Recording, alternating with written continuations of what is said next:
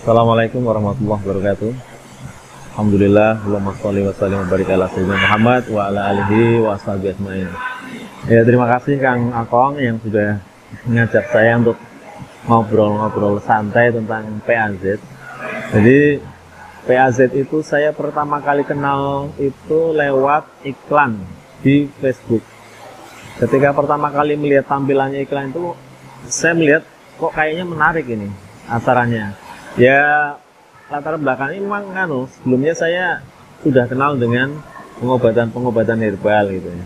Tapi tidak yang terapis, ya. Terapis sebatas bekam, kiropraktik. Nah ini kok saya melihat ini kok tampilannya menarik, kemudian materinya juga masih muda ini. Ya udahlah, tak coba-coba gitu. Akhirnya saya daftar, kemudian saya datang di sana, ya sambil masih bertanya-tanya bagaimana PAZ itunya, tapi setelah 2 hari dan di sana mendapatkan hal-hal yang cukup fantastis ya, di depan panggung dibuktikan sama Ustadz waktu itu bisa sembuh sakit yang macam-macam berat lah gitu. Akhirnya pulang sana ya langsung saya follow up, saya praktekkan, dan yang jadi pasien pertama kali saya adalah anak saya sendiri.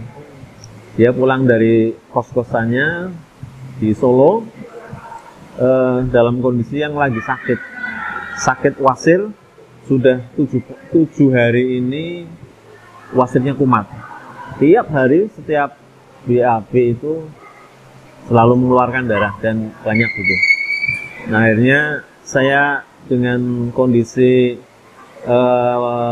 workshop waktu itu kan nggak seperti sekarang ini, jadi seadanya, modulnya itu sangat tipis sekali dan penjelasan dari di pelatihan itu juga tidak sistematis seperti sekarang ini. Tapi apa yang bisa saya tangkap saya lakuin, dan alhamdulillah dengan gerakan-gerakan diagnosis yang boleh dikatakan ya coba-cobalah, kok dilalai anak saya sembuh gitu wasirnya. Besok ketika dia BAB clear, kemudian besoknya lagi clear lagi, sampai saya ceritakan ke istri saya yang dokter itu, dia nggak percaya. Ini paling kebetulan gitu Kang Tong. Pelatihan pertama ikut di Jogja bulan Juli. Ya, bulan Juli. Nah saat itulah saya yang sudah lama nggak praktek dokter itu. Nah sejak saat itu saya mulai berani praktek lagi, tapi praktek yang lain ya, praktek PAZ. Iya, terapis pas. Ya, jadi ini pula yang saya kira harus dilakukan oleh para pastroper baru sekarang ini ya, bahwa jangan takut-takut untuk nyari pasien untuk kita tolong. Kita niatnya untuk nolong, juga untuk diri kita sendiri, juga untuk bahasa Jawanya itu ngelanyangke ya. Sebab kalau kita workshop, pelatihan, cari ilmu, kita nggak praktekkan, cuma disimpan aja di otak kan percuma. Makanya waktu itu saya juga cari pasien di masjid ya, saya kan jamaah di masjid. Nah, ada anggota jamaah yang kayaknya perlu dibantu, saya bantu. Teman saya yang ibunya stroke, saya datangin, dan seterusnya semacam itulah. Yang akhirnya ya alhamdulillah lama-lama tambah sambil terus kita buka-buka ya modulnya yang tipis itu. Nah, sambil juga buka YouTube-nya. Waktu itu masih sangat banyak sekali YouTube-nya dari Mas Anjra itu yang istilahnya dapurnya pas lah. Itu dibuka juga itu di YouTube itu. Nah, saya buka juga, dan alhamdulillah lama-lama ya sampai sekarang ya meskipun belum 1000 ya di atas 500 lah, sampai dari Juli sampai sekarang ini, dengan ya nggak sedikit juga yang buat saya itu spektakuler begitu hasilnya, biiznillah, wasilah dari pas ini melalui tangan saya begitu. Jadi kalau sebelumnya waktu jadi dokter umum itu paling hanya yang ringan-ringan lah ya, namanya dokter umum kan, paling hanya pusing, masuk angin, vertigo, asma dan sebagainya, itu pun hanya berupa obat. Nah ini kok dengan pas ini kok Masya Allah. Berat-berat ya. Masya Allah, berat-berat dan luar biasa sekali hasilnya itu. Contohnya yang pertama adalah bayi. Bayi itu bayi baru umur berapa hari gitu ya, udah masuk rumah sakit karena kejang. Terus kebetulan ibunya itu tahu saya terapis pas, terus nelpon saya dan saya mengizinkan. Terus akhirnya bayinya dikeluarin dari rumah sakit dan ya kita terapi dengan baby pas ya. Alhamdulillah itu. Kebiasaan kejangnya yang selama ini ada itu langsung sama sekali nggak ada, hilang sama sekali sampai sekarang ini.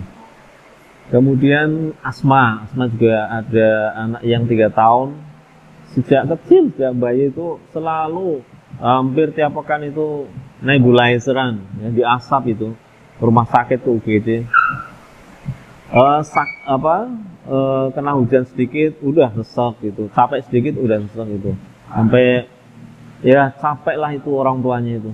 Alhamdulillah dengan baby pas itu sampai sekarang itu alhamdulillah. Dan Masya Allah itu ketika di baby pas itu muncul gejala-gejala yang kayak aneh gitu, kayak aneh. Dan orang tuanya ternyata setelah kita tanya, Pak ini kok ada aneh gitu, kayak anaknya mendelik gitu.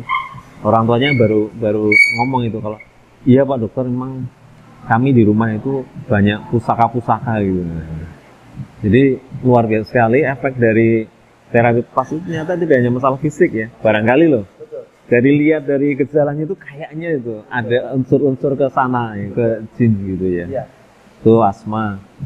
Kemudian ada lagi yang Hirschsprung ya. Hirschsprung itu anak kecil umur berapa ya, kalau nggak salah 5 tahun, dia udah didiagnosis oleh dokter sebagai Hirschsprung yang harus operasi ya. Ususnya itu nggak ada ada bagiannya nggak punya saraf. Nah sehingga dia nggak bisa BAB. Sudah berapa, jadi kalau BAB itu cuma kayak tai kambing, dan itu cuma sekali aja itu. Nah akhirnya perutnya gede karena kembung dan sebagainya kok. Alhamdulillah setelah kita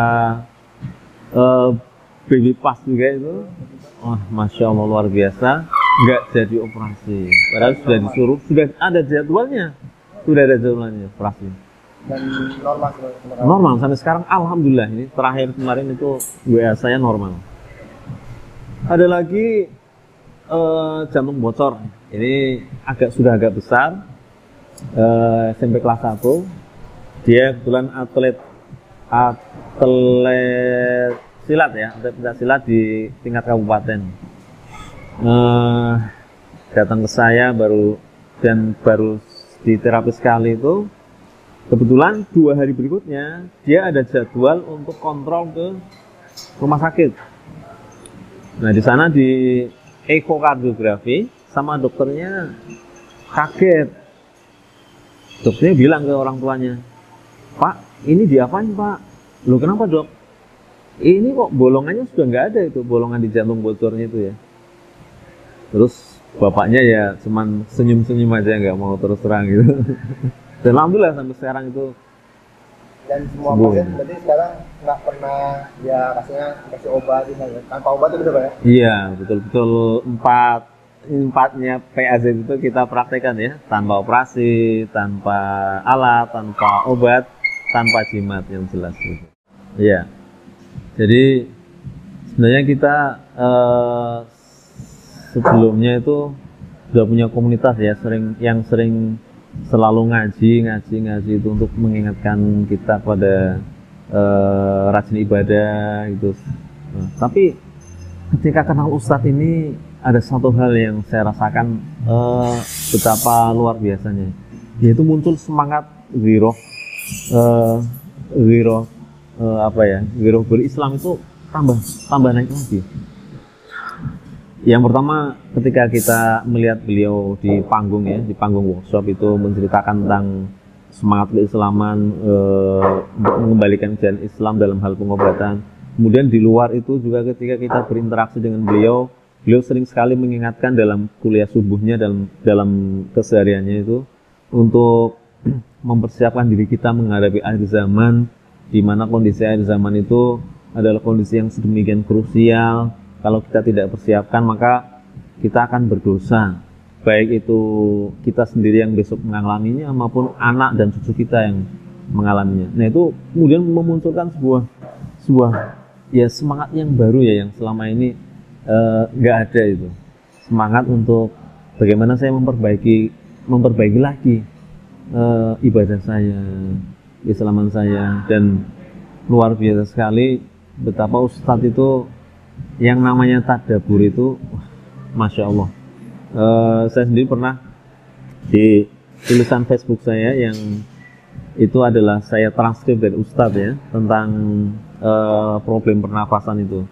Nah itu kan beliau ambil dari inspirasinya mentadaburi surat An-Naml ayat 125.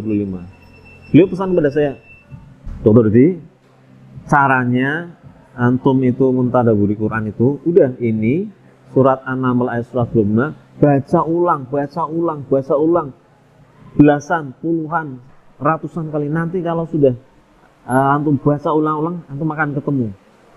Ternyata begitu cara beliau itu mentadaburi Al-Quran yang diajarkan kepada saya. Kemudian saya mencoba praktekkan, baru 10 kali saya ulang-ulang kok saya sudah bosan itu. Jadi saya sampai geleng-geleng bukan, luar biasa sekali beliau Ustaz, cara mentadaburi Al-Quran itu yang sampai sejauh itu, dan berhasil ya, tentunya karena memang beliau punya latar belakang ilmu dan sebagainya yang cukup sehingga bisa menghasilkan tadabbur surat An-Naml ayat 125 yang sedemikian luar biasanya, yang saya posting di Facebook itu untuk semua teman-teman Pastroper dan untuk semua umat manusia ya, yakni problem pernapasan. Ada 4 problem pernapasan itu yang ya insya Allah sangat bermanfaat buat saya dan yang lainnya. Kalau saya sudah seringkali menyampaikan kepada Ustadz sendiri, juga kepada teman-teman di pengurus pusat PAZ itu, bahwa apa yang konsep dari Ustadz Waham ini, Ustadz Haris Muzahid ini tentang pengobatan, tentang mengobati penyakit itu sebenarnya sangat pantas untuk mendapatkan Nobel. Bahkan sekian Nobel ya, dari mulai hal yang kecil sampai hal yang besar. Kalau Nobel itu kan hanya yang kecil saja dikasih Nobel. Nah ini Ustadz itu hal yang kecil itu banyak sekali, apalagi hal yang besar. Berarti kalau dikumpulkan berapa Nobel aja itu. Dan inilah ya